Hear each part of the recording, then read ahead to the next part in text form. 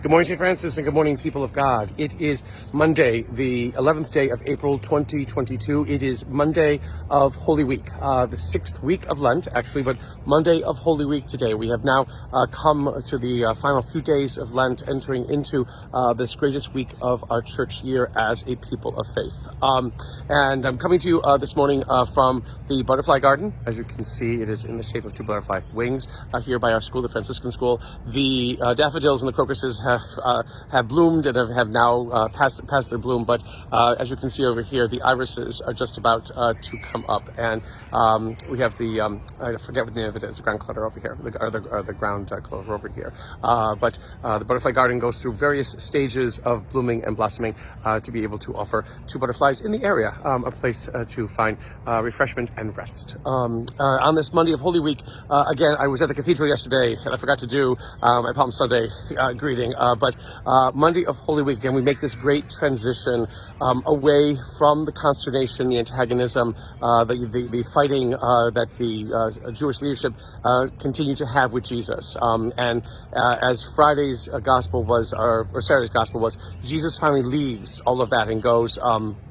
over to another town, which was outside of, which is Bethany, where now in today's gospel he is seen having sort of a feast, a kind of final feast with Martha, Mary, and Lazarus. Again, who in John's gospel it says Jesus had raised. So this is the second kind of appearance we have of Lazarus in John's gospel to demonstrate the fact that Lazarus had come back to life after being dead. But at this great feast, it is Mary, Martha's sister, who takes a jar of costly ointment, aromatic nards, whatever, and she anoints Jesus's feet and dries them with her hair. This is not the same kind of woman who comes into a Pharisee's house in the Synoptic Gospels and does the exact same thing. So it's always questions like, who is this woman? Is it the same person? Is it two different people doing the same kind of thing? The woman who comes in is a woman of bad reputation, sometimes it seems. Sometimes there are people who think it is Magdalene and it is not Magdalene. And Martha and Mary, the Mary of Martha and Mary and Lazarus, is not Magdala either.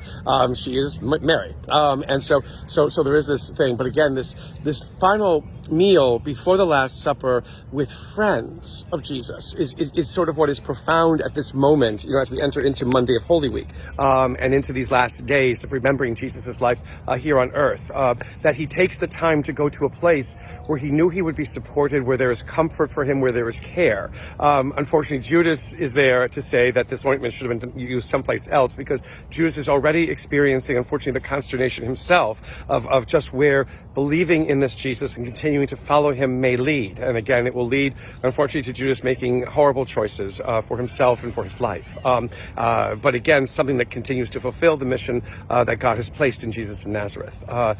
So again, to be with these individuals, to be with these people who were closest to him at this time of his life is quite profound. And sometimes we miss all of that. But this is where Jesus goes in some ways to say a final farewell. Does he? It never actually says that he says that. Do they truly understand what's going on? They must know that there are tensions, but they really don't know really where they may lead. How they continue to follow him and what they experience, again, is part of the witness of faith that this week will lead us to. Isaiah's reading is the first reading for today, and in it is nothing about condemnations. Again, we've moved far, far away from sinfulness and pain and being sorry for our sins and Lent and stuff like that. It's basically the statement that God makes through Isaiah, that when God chooses a servant to uphold, God continues to uphold that servant, and that servant being Christ, in our interpretation as Christians. And again, what Isaiah goes on to say is that this person will bring justice, to the world, and will not do it through acts that are loud and raucous and screaming and yelling and all kinds of things like that. But this servant who God upholds will do it through quiet, through kind of acts that may be missed, through actions that may go unnoticed, but whose acts and actions and whose presence causes that justice to blossom forth. Again, God does things in a way that we do not do. And again, trying to understand why it is that the Christ must suffer and die is, again, one of the questions that Lent asks us to consider. Looking at Isaiah, looking at the fact that Jesus begins this final journey of his life with his friends, his closest friends, who are not just the apostles, is something that should strike us as part of that wonderful humanness that is the earthly Christ, that continues to be the Christ who reigns in our hearts, that wants us to recognize the will of God and the work of God, and those things that many times go unnoticed, unlooked for, yet within them carry riches and wonder beyond our imagining. And may the Lord give you his peace.